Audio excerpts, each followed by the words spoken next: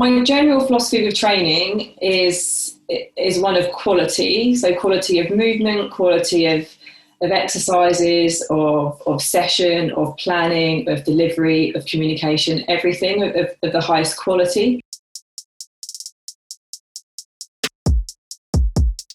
Hi, my name's Laura. I am a sprints, hurdles and combined events coach. My background is from athletics. When I was very, very young, I grew up as a sprinter, competed for Great Britain for 10 years, and then moved into coaching more recently. And I now coach based at Brunel University, and I've set up my own coaching company called West London Track and Field. Was coaching something you always wanted to go into after retiring from competing? And can you tell us a little bit about that transition from being an athlete into becoming a coach? No, coaching wasn't what I wanted to do when I was growing up or when I was an athlete. I knew in my head as an athlete what my shelf life was, and I had a very clear plan of when I wanted to stop competing.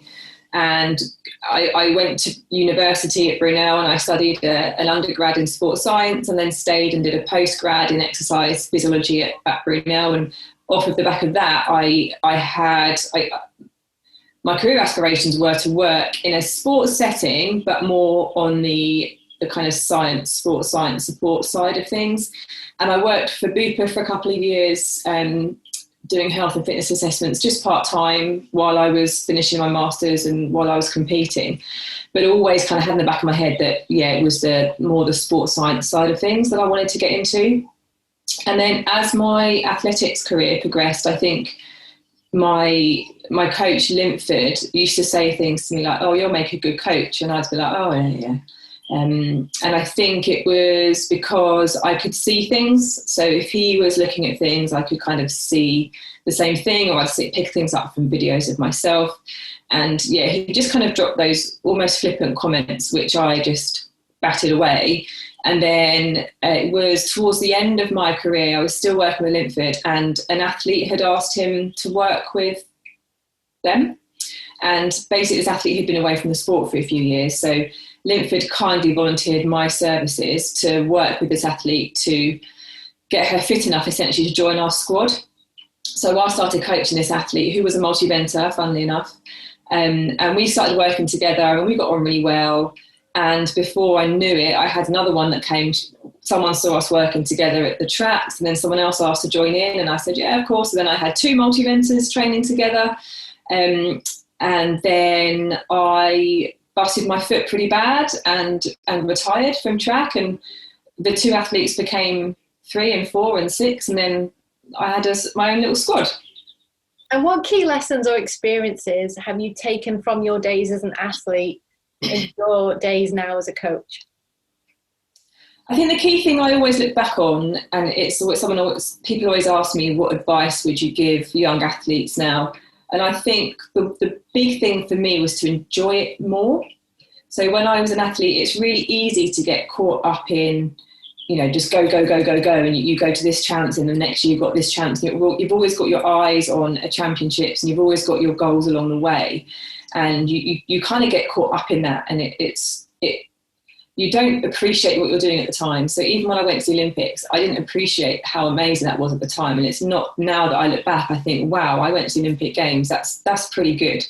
You do get caught up in it very easily. So I would say I've learned to, as a coach now, the advice I give to athletes and advice for myself is to appreciate what I'm doing and make sure I'm enjoying it as well. And how would you describe your current coaching philosophies and practices? My current coaching philosophy. So my general philosophy with training is one of quality. So quality of movement, quality of exercises, of session, of planning, of delivery, of communication, everything of the highest quality. As opposed to quantity and volume and fluff and faff and all that kind of thing. So that kind of lends itself to my personality, where I'm quite blunt, I'm quite to the point. So I tend to go about things in a reasonably clinical fashion with my coaching. But I would say that I've become less fixated or less obsessed with the nuts and bolts and the numbers and crossing the T's and dotting the I's, all that jazz of training, which I was obsessed with when I first started coaching. And I'm definitely more aware, excuse me, I'm more interested now in the relationships, the managing people, managing teams of people, strategy for long-term success, all these kind of things that are much more important to me now. And I think the one thing that I want to make sure that I have with all the athletes I work with is a good relationship, and that I feel like I can relate to them and they can relate to me, and that I understand their why, I understand why they're doing the sport, and I can help them whatever way. You know, some have got aspirations to go to Olympics, some have got aspirations to do completely opposite and different things. So I think now I'm evolving more. I'm realizing that relationship is probably the most important thing, and that's what I want to make sure that I get right as a coach. And what does a typical week of coaching look like for you? Granted, it's completely changed in this last 12 months for obvious reasons, but what would a typical week look like for you at the moment, and how have you managed to adapt over the last 12 months through all the lockdowns? Oh my goodness, I think I'm on plan 256 at the moment for during COVID. It's been a bit of a running joke with my team because I'm a planner, so I like to have a plan.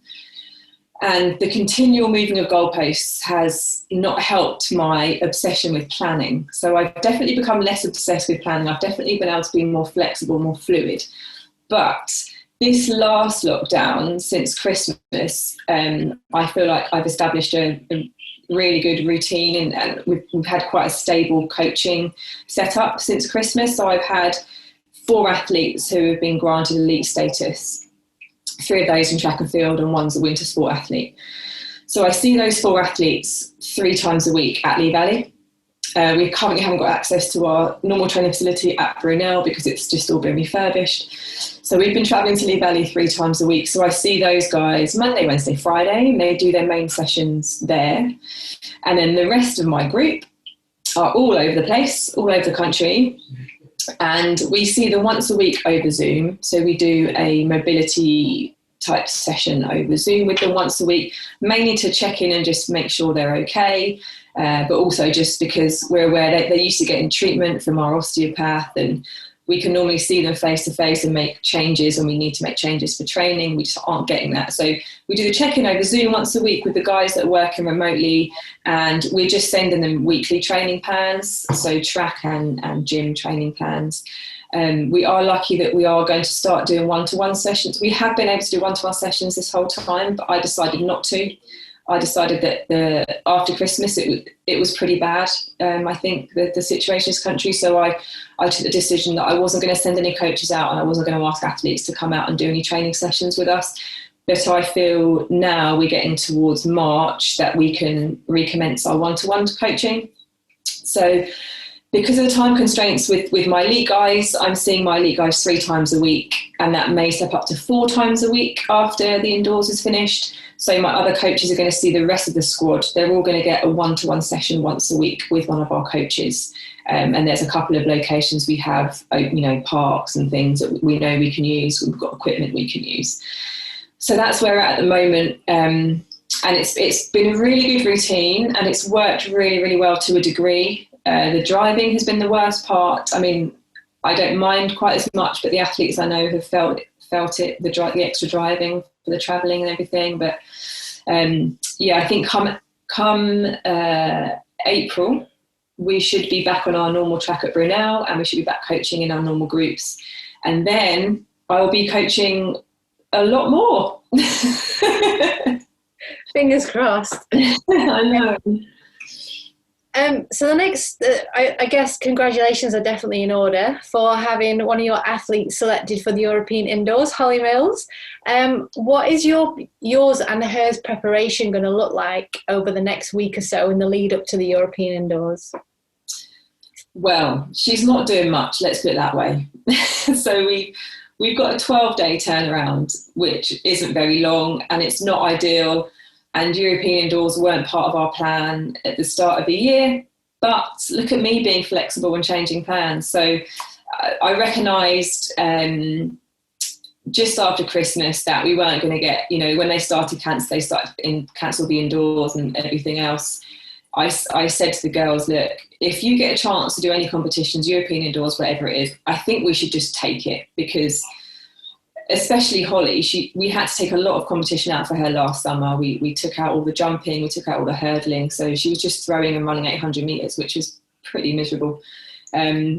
So I said, look, if we get an opportunity to do a European indoors, let's do it. And she was on board for that. So yeah, it wasn't initially part of the plan, but it became part of the plan pretty quickly after Christmas.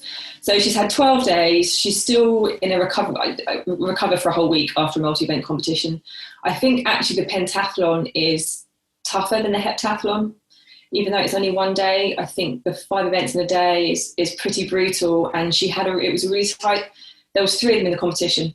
So it was a 6-hour schedule, which is 6 hours for 5 events isn't very much. I think she had about 2.5 to 3 minutes between long jump attempts on Sunday. So she was pretty tired. So we're not doing much. So as I say, this week will just be recovery. We've got one intense session, essentially, which will be Monday. And then we fly out to Poland on Wednesday. And how would you describe your role as a coach on competition day? And obviously when you go to the Euros, you've now got an added element as you're part of the team as well. So how are you going to manage working with Holly and then also your responsibilities on the team? So the timetable works pretty nicely, which is I think why I've been given this dual role where I can be the team coach for the sprints and then looking after Holly, because Holly's pentathlon is finished on the Friday. So it only clashes with the 400. So my Benki's out there with the sprints as well. So Benki will take control of the sprinters on the Fridays while I look after Holly. And then the weekend is when everything kicks off. So the 60s, the hurdles and the relays. So I'll be able to then fulfill my team coach responsibilities over the weekend. And then coaching during the competition for Holly. So I don't do much. I don't really think she needs me there that much. We are developing a relationship where she'll almost tell me what's happened, and she's checking with me that that's what happened. I'll be like, yep, or I'll be like, no, that's not what happened. So yeah, I mean, Sunday, the competition she'd just done, she did a great job of feeling her way through that competition, and she's normally pretty spot on. High jump, we're still a little bit ropey, so I have to coach a little bit more during the high jump, but I do tend to keep communication to a minimum during events. It's very, very clear cut, very minimal words. It's usually just, same again, or just, one very simple thing to change. And the rest of it is really just keeping her kind of emotionally quite stable, which she was really good at on Sunday. So we went out for walks around the track to get fresh air, and we just kind of chatting about random stuff and just keeping her relaxed. And we don't talk about the point situation or where she is or how many points she has to get in this or that. She doesn't like that. So we kind of switch off between events and just, have a laugh and keep her calm. And then when we start one up for the next event, that's when she'll start kind of tuning in for that event. So yeah, really quite minimal on the day, really. She's very good, but all the athletes that I work with are, and I hope that's what I'm trying to encourage, that they don't actually need me to be there. It's a nice to have if I am there. Back to you as a coach specifically, how important have mentors been throughout your entire athletics career? And are there any that you're kind of working with now that are helping you develop you as a coach? I think mentors are really important because coaching can be really lonely. It's hard. And no one really tells you, like, you don't learn that on the coaching courses when you get your badges when you first start. No one tells you how tough it's going to be if if you're doing it at a certain level. But I think it's tough at all levels, to be honest. So it's really important to have, mentors, if you want to call them mentors, or even just coaching friends that you can just chat with. And I think just knowing that the things that you're going through aren't unique to you or your group or the athletes you work with, that's quite a nice feeling. It's like solidarity in numbers, It's nice to know that, oh my God, it's not just me that feels completely useless some days, and all coaches go through that. I do have a reasonable number of people that I go to for kind of specific event things. And then, I've got like event specific, and then obviously with the multi-event stuff, when that all started kicking off for me in the last couple of years with Holly, Kelly Southerton has been really important for me, and she's a good friend of mine, so I trust her. So she's become quite a key part of our team, really, for me, to just check stuff with her, because I did multi-events when I was a kid, but I didn't win Olympic medals like she did. So she's always a good person for me to bounce ideas off of. And then, Aston Moore, again, he worked with Kelly as an athlete, so he's got an amazing amount of knowledge, and he's actually, Holly and Jodie are both on the Futures programme, and he's the point of contact. So we all check in regularly, and he's really good at asking me, a little bit of a tough question to get me thinking about something, that I'll make, just keep me on track and make sure I stay on my toes, I think.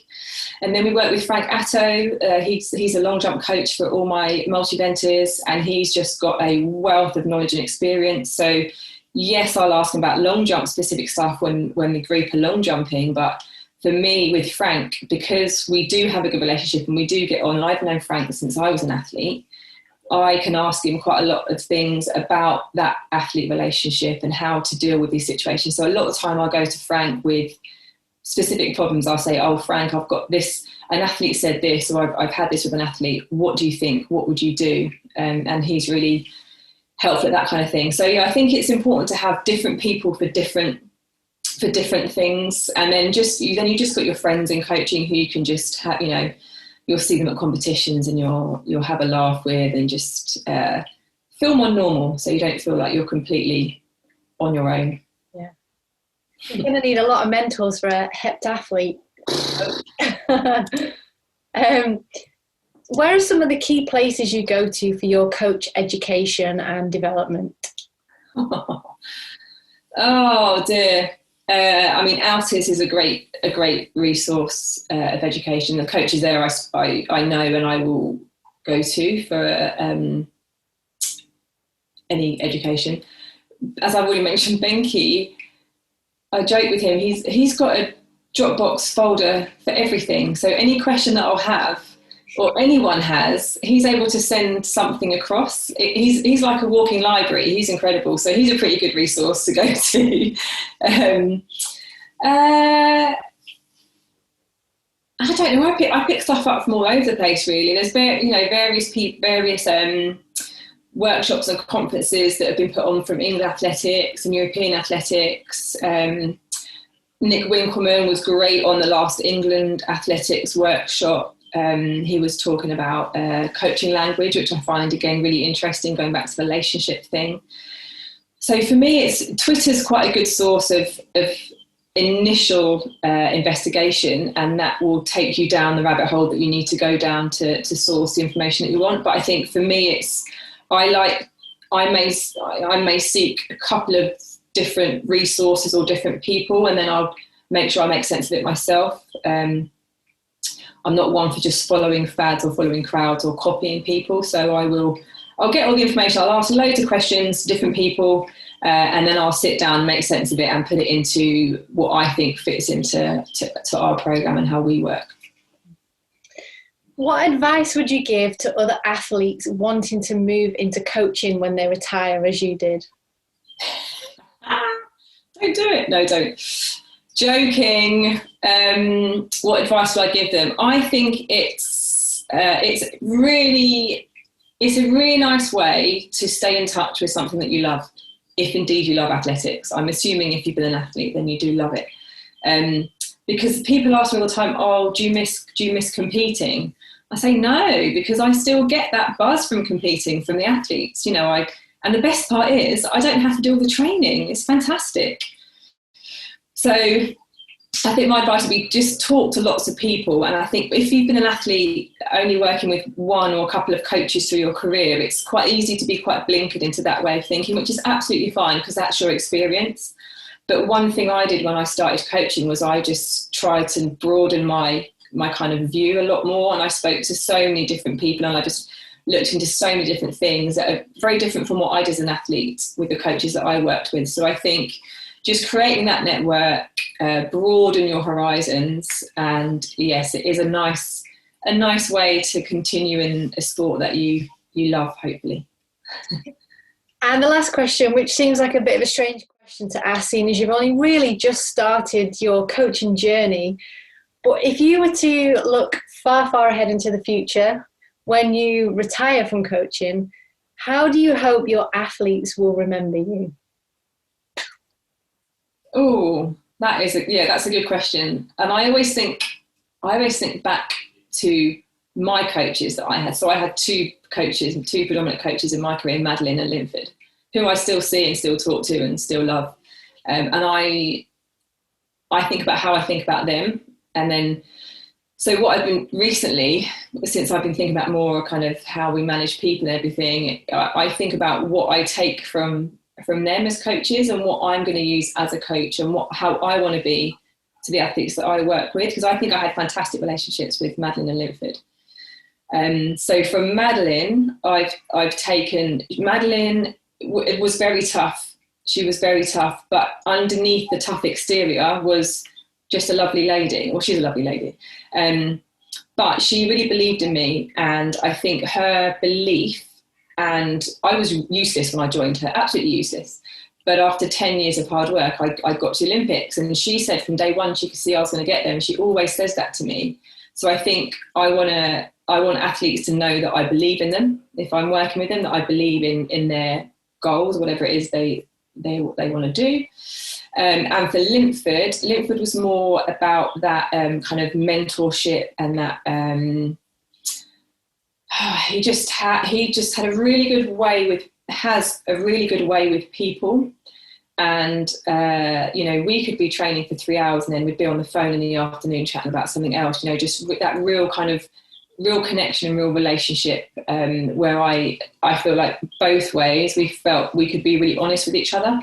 So I think that, again, I would like athletes to feel like they had that close relationship with me, where they felt more than just athletics. They could talk or share things with me.